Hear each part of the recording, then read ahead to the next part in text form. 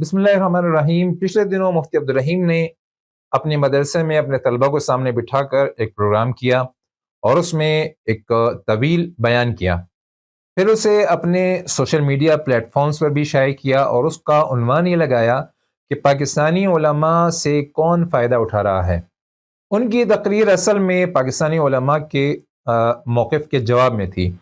आपको मालूम है कि पाकिस्तान की जय्यद और मुअक्कर उलमाए दीन, मुफ्तियान इज़ाम और शयूख ने एक प्रोग्राम किया, कराची में एक इजलास किया इत्तेहादुल उम्मत के नाम से, और उसमें उन्होंने अपनी मौक़िफ़ वाज़ेह किया कि पाकिस्तान में इस्लामी निज़ाम नाफिज़ नहीं है।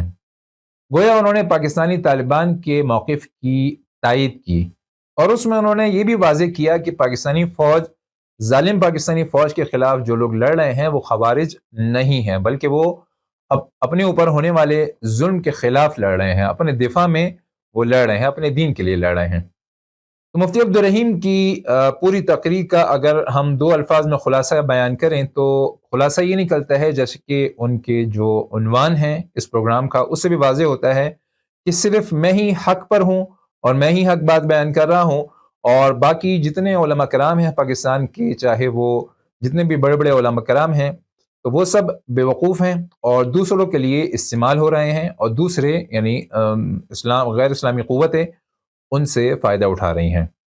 अपने इस प्रोग्राम में मुफ्ती अब्दुर्रहीम ने बहुत ज़्यादा झूठ बोला है, जिसे कहते हैं कि लंबी लंबी फेंकी हैं और लंबी लंबी छोड़ी हैं। और हमें ताज्जुब होता है इनके तलबा पर जो इनके सामने बैठे होते हैं, और असातिज़ा पर, तजुर्बेकार असातिज़ा हैं, पुराने असातिज़ा हैं, कोई इनसे ये पूछने वाला नहीं है कि इतना झूठ आप कैसे बोल लेते हैं। ये जो आप झूठ बोल रहे हैं इसका कोई सबूत भी है आपके पास, कोई चीज़ साबित भी कर सकते हैं आप?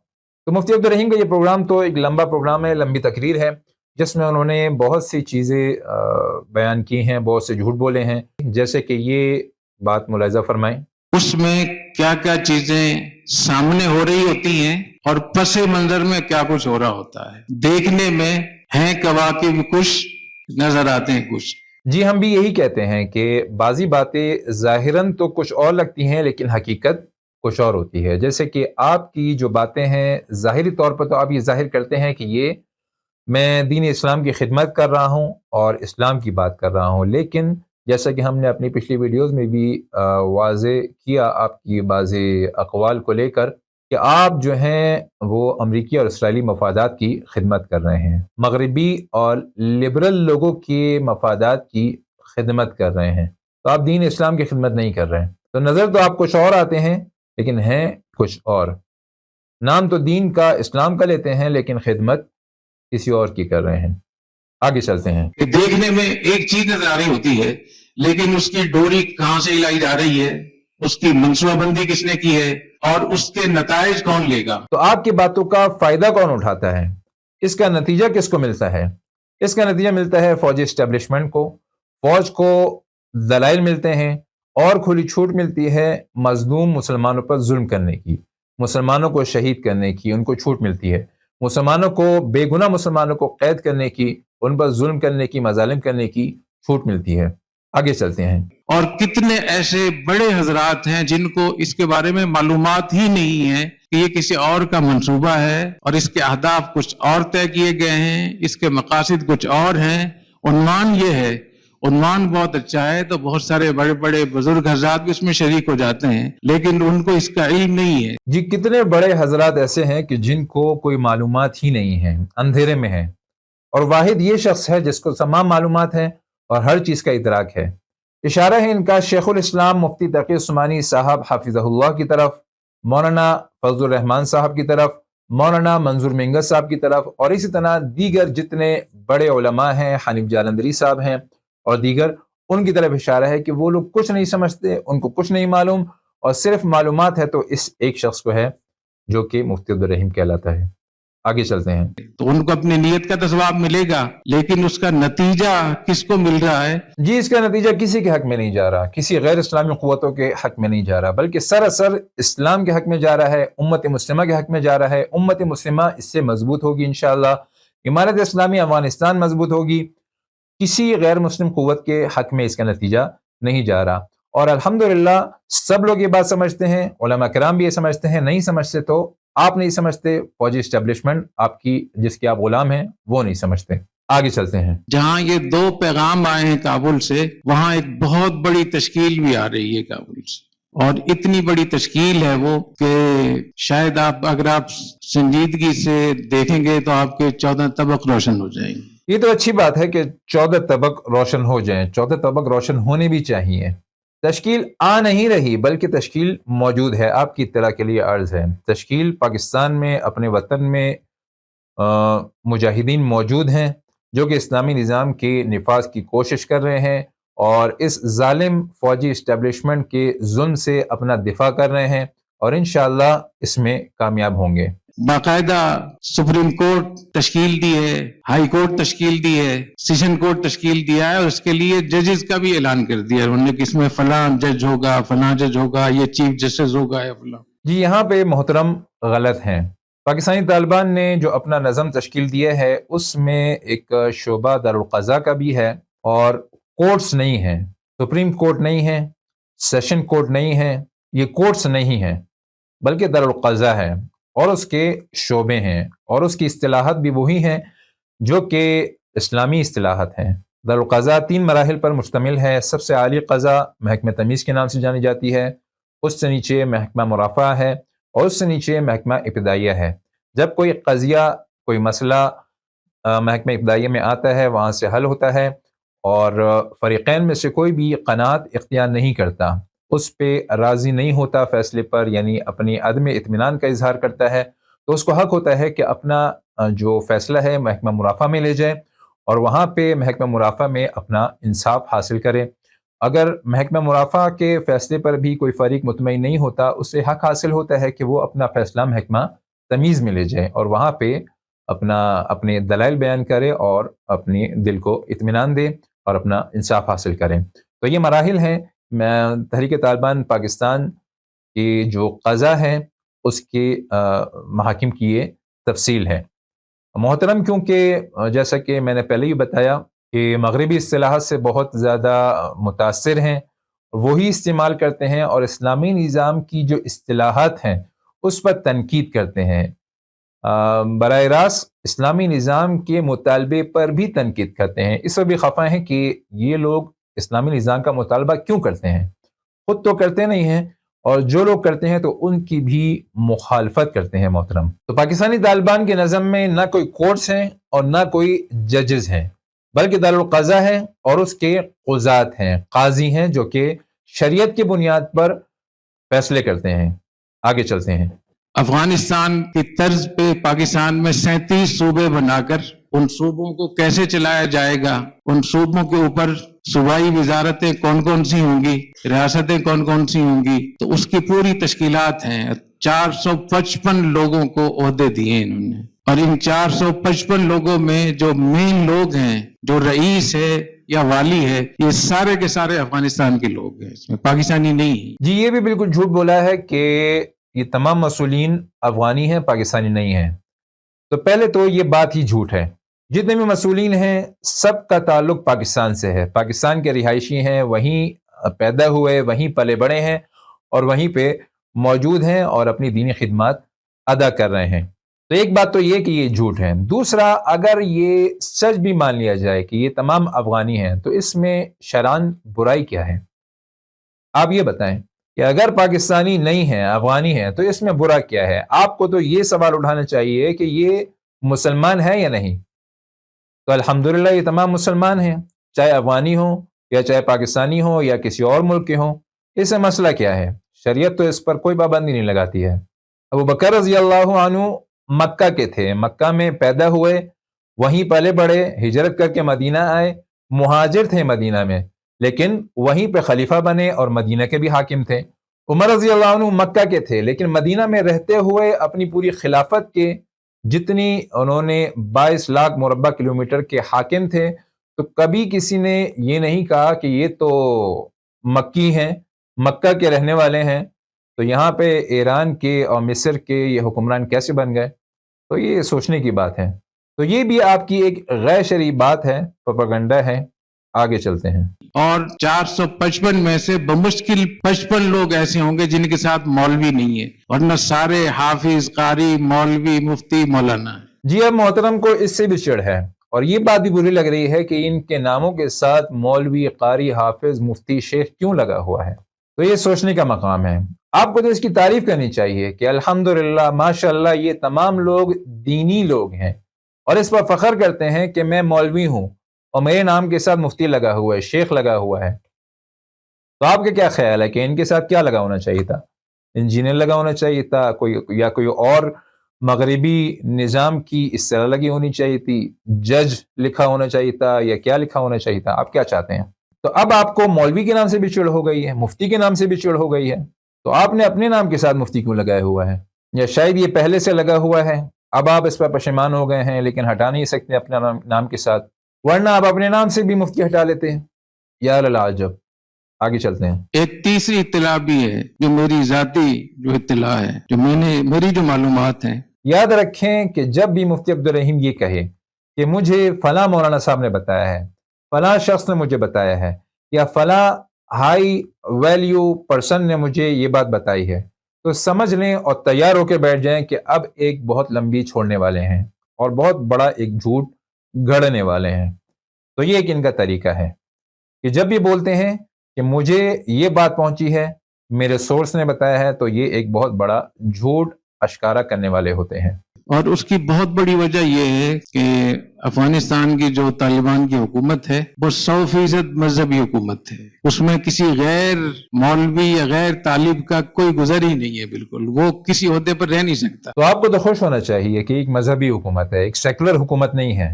ان کی فوج سیکولر فوج نہیں ہے، جس طرح کہ پاکستان کی فوج سیکولر اور غیروں کی غلام فوج ہے، امریکہ کی غلام فوج ہے۔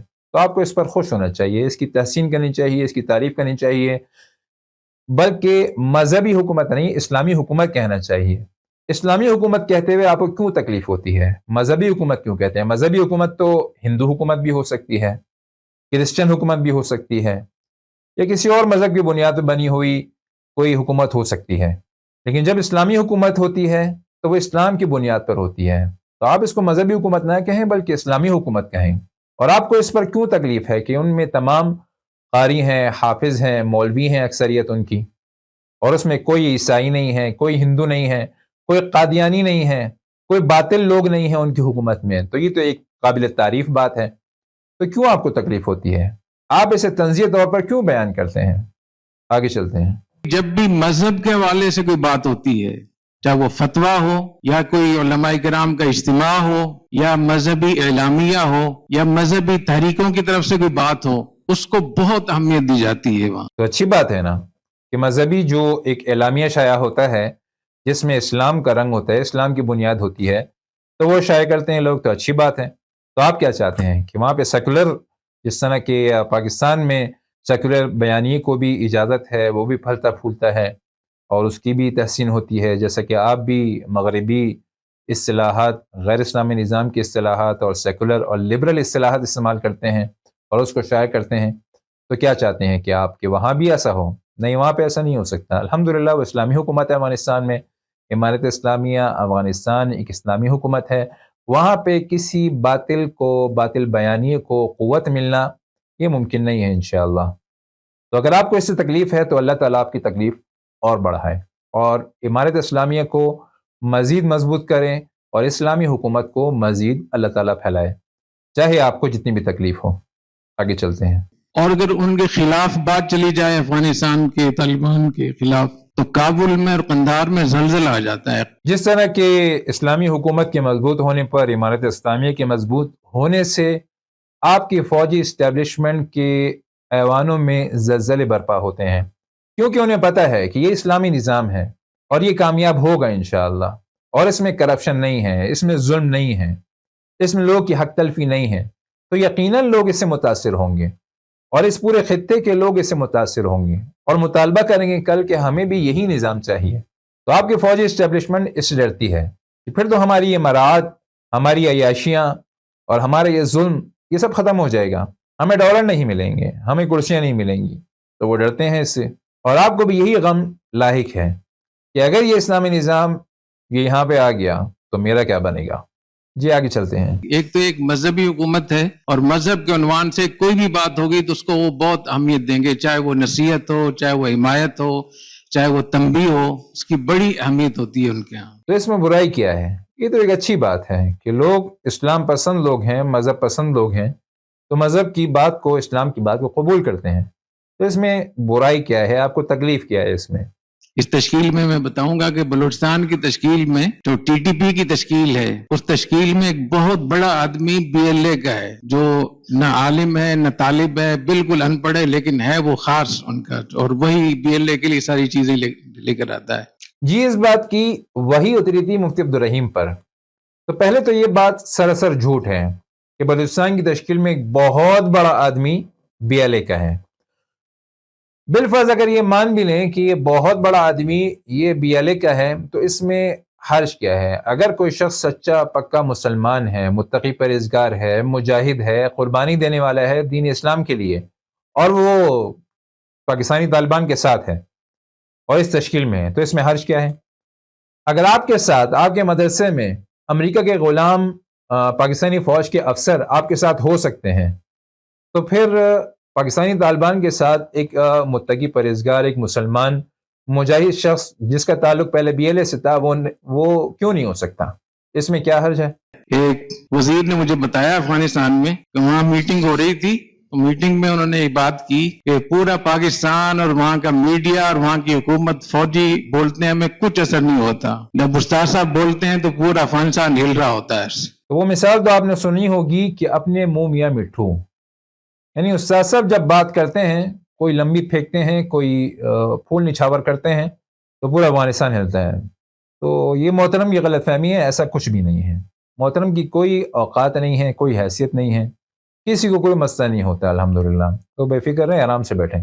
ان کو میرے بارے میں پتا ہے کہ میں نے وہاں خون دیا ہے، میرے 2 بھائی وہاں شہید ہوئے ہیں، ان کو معلوم ہے کہ خون ایسے کوئی نہیں دے سکتا صرف کسی کے کہنے پر۔ وَاعْبُدْ رَبَّكَ حَتَّى يَأْتِيَكَ الْيَقِينُ، اسلام پر عمل یہ موت تک ہے، اسلام کے ساتھ وفاداری، امت مسلمہ کے ساتھ وفاداری یہ موت تک ہے۔ یہ نہیں کہ آپ نے ایک زمانے میں جہاد کر لیا، کوئی قربانی دے دی، بالفرض ہم مان لیتے ہیں کہ آپ نے کچھ کیا ہے، کچھ قربانی دی ہے، اس وقت آپ فوجی اسٹیبلشمنٹ کے ایجنٹ نہیں تھے، جاسوس نہیں تھے، ہم مان لیتے ہیں بالفرض آپ نے قربانی دی ہے، تو وہ اس وقت دی تھی، تو اس کا یہ مطلب نہیں ہوتا کہ آپ بس معاف ہو گئے، اب آپ پر کوئی چیز لازم نہیں ہے۔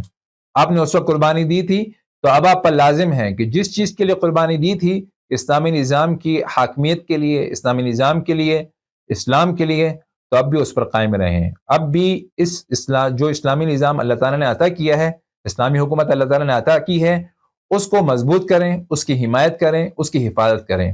آپ تو اپنے بھائیوں کے خون سے بھی غداری کر رہے ہیں۔ آپ کے بھائیوں نے جو شہادت دی تھی، شہید ہوئے تھے، قربانی دی تھی، وہ اس لیے دی تھی کہ یہاں پہ اسلامی نظام نافذ ہوگا، اسلامی حکومت نافذ ہوگی، امتی مسلمہ مسلمان مضبوط ہوں گے۔ تو جب انہوں نے قربانی دے دی اور آپ اب جب ان کی قربانی کی وجہ سے اسلامی حکومت نافذ ہو گئی ہے، تو آپ اس کی مخالفت کر رہے ہیں، اس کو ختم کرنا چاہتے ہیں، اس کے خلاف پروپیگنڈے کرتے ہیں، تو آپ اپنے بھائیوں کے خون سے، ان کی شہادت سے بھی خیانت کر رہے ہیں۔ آگے چلتے ہیں کہ یہ جو بی ایل اے کے لوگ ہیں یا ٹی ٹی پی کے لوگ ہیں، یہ ان کے جنگجو ہیں، یہ ان کے ہرکارے ہیں۔ تو یہ تو بہت فخر کی بات ہے، یہ شیخ ہیبت اللہ کے ہرکارے ہیں، ان کے مامور ہیں، ان کے ایجنٹ ہیں، ایک اسلامی شخصیت کے، ایسی شخصیت کے، ایسے حکمران کے مامور ہیں، ان کے ہرکارے ہیں کہ جو اسلامی حاکم ہیں، حمایت اسلامیہ اسلامی حکومت کا حاکم ہے۔ تو اس پر تو فخر کی بات ہے۔ تمام مسلمانوں کو چاہیے کہ ان کو مضبوط کریں، ان کے ایجنٹ بن جائیں، اسلامی حکومت کو مضبوط کرنے کے لیے اپنا کردار ادا کریں۔ تو یہ لوگ بالکل اسی طرح شیخ ہیبت اللہ کے ہرکارے ہیں کہ جس طرح پاکستانی فوجی اسٹیبلشمنٹ امریکہ کی غلام ہے، امریکہ کے لیے کام کرتی ہے، امریکہ اور اسرائیلی مفادات کے لیے کام کرتی ہے، جس طرح آپ فوجی اسٹیبلشمنٹ کے غلام ہیں، بالکل اسی طرح یہ لوگ شیخ ہیبت اللہ کے مطیع و فرمانبردار ہیں۔ تو اس میں کوئی عار کی بات نہیں ہے، کوئی شرم کی بات نہیں ہے، فخر کی بات ہے۔ الحمدللہ، اللہ تعالیٰ امارت اسلامیہ کو، اسلامی حکومت کو اور مضبوط کرے اور اس کو وسعت دیں۔ آگے چلتے ہیں. افغان وزیر خارجہ کو ہندوستان بھیجا جائے, ہندوستان کی حکومت سے جو ہمارے مراسم قائم ہوں گے وہ ہوں گے, لیکن خاص طور پہ دارالعلوم دیوبند ان کو بھیجا جائے. تو یہ تو بہت اچھی بات ہے کہ مولوی متقی صاحب کو, وزیر خارجہ کو امارت اسلامیہ افغانستان نے دیوبند بھیجا ان کی حمایت حاصل کرنے کے لیے, ان کو اپنے ساتھ ملانے کے لیے. اور یہ تو ایک امت مسلمہ کو مضبوط کرنے کی, متفق کرنے کی اور ملانے کی ایک کوشش ہے. تو اس میں حرج کیا ہے؟ اس میں کیا بری بات ہے؟ تو یہ تو ہونا چاہیے کہ تمام امت مسلمہ جہاں بھی بکھری ہوئی ہے اس سے متحد کر لیں, اسے ایک جگہ مضبوط کر لیں, متحد و متفق کر لیں. تو یہ تو بہت اچھی بات ہے. تو اس میں کیا حرج ہے؟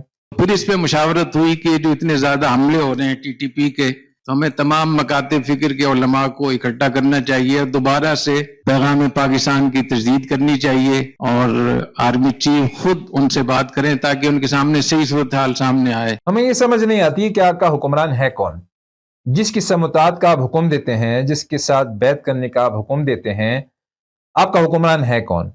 یا آرمی چیف آپ کا حکمران ہے, یا وزیر اعظم آپ کا حکمران ہے, یا صدر آپ کا حکمران ہے؟ اس منحوس جمہوری نظام میں آپ کا حکمران ہے کون؟ ہمیں تو یہ پتہ نہیں چلتا. اور آرمی چیف کو حق کیا ہے کہ وہ علماء کو بلائے اور ان سے خطاب کرے, ان کو اوامر دے؟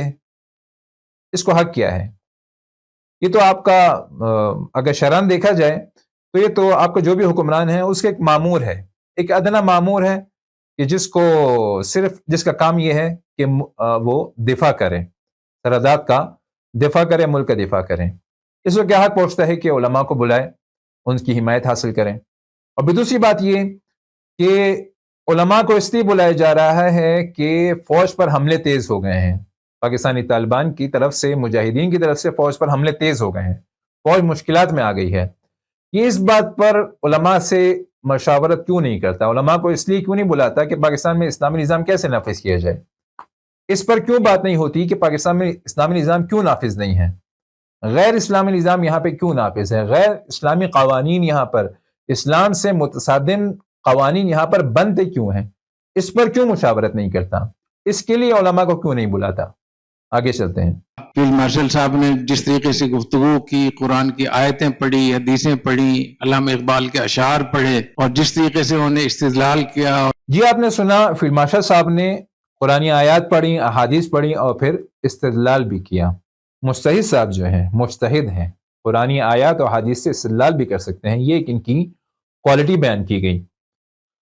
اور جو فقہاء نے استدلالات کیے ہیں, فقہ کی کتابیں انہوں نے بھری ہیں, مسائل لکھے ہیں, اسلامی نظام کے وجود کی بات کی ہے, اور وہ معطل ہیں, وہ اجتہادات صحیح نہیں ہیں.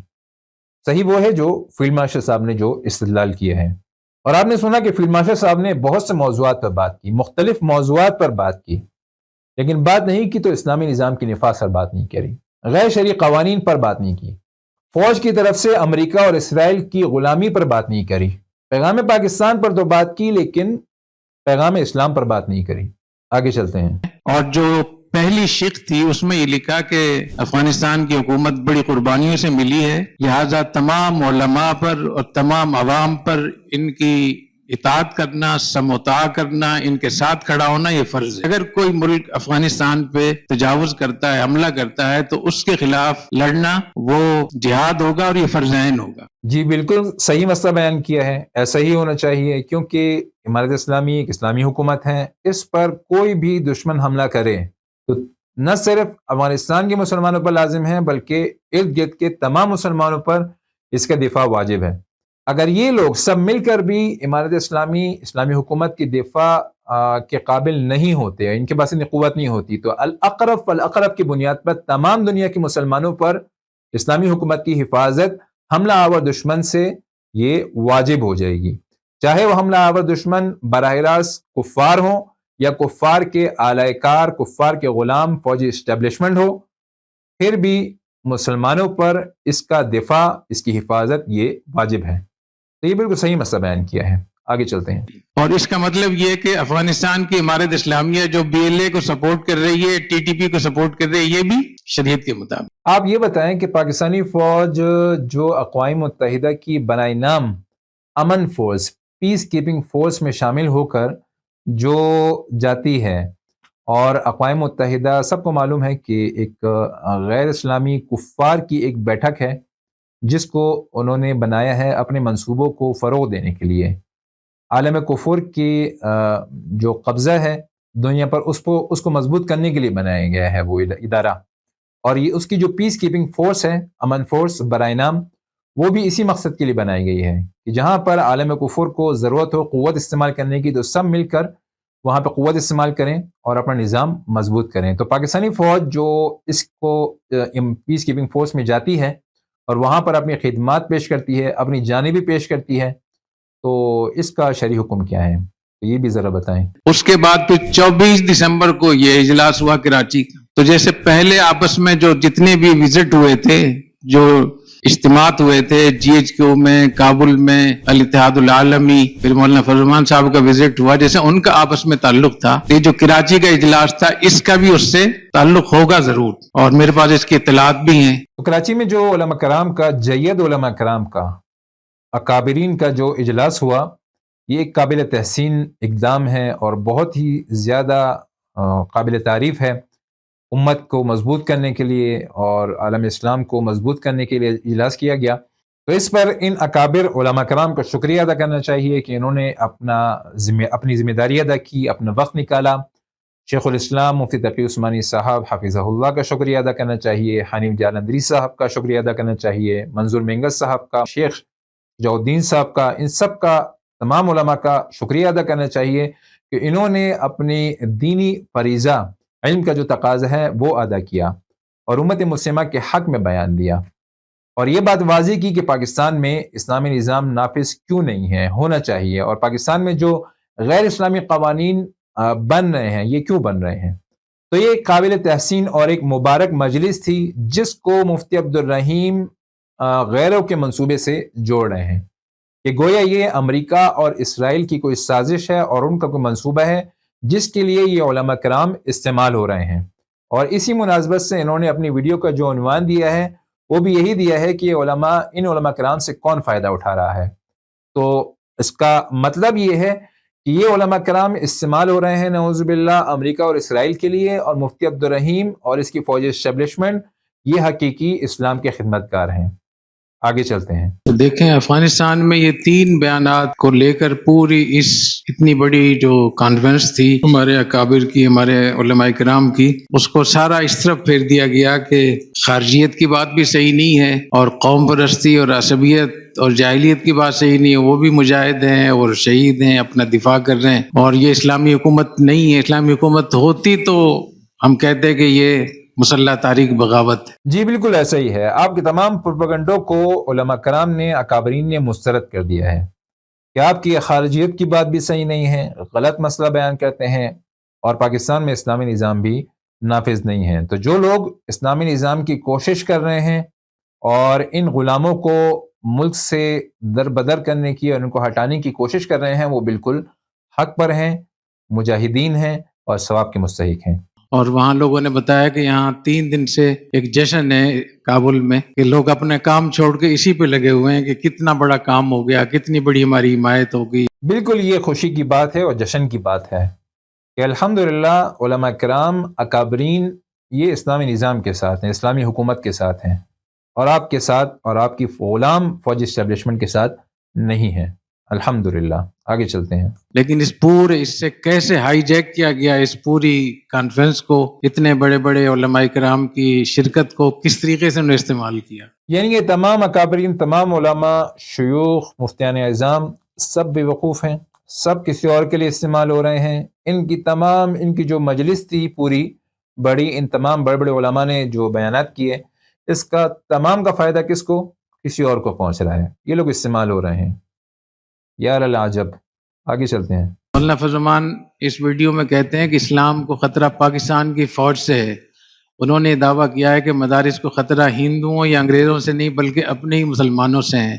اب دیکھتے ہیں کہ ہیرا منڈی والے اور دال والے کیا کہتے ہیں۔ کتنے سخت الفاظ ہیں، یہ اتنے بڑے آدمی کے پیج پہ لکھا ہوا ہے۔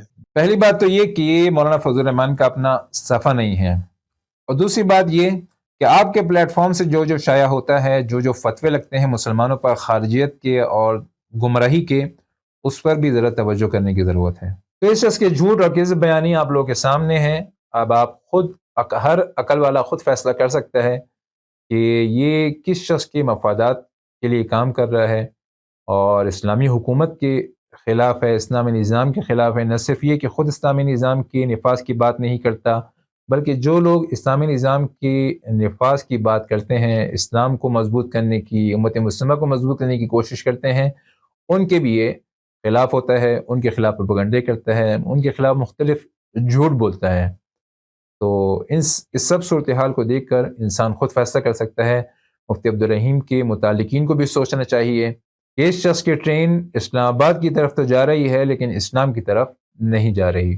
تو اللہ تعالیٰ سمجھنے اور عمل کرنے کی توفیق عطا فرمائے۔ وآخر دعوانا الحمدللہ رب العالمین۔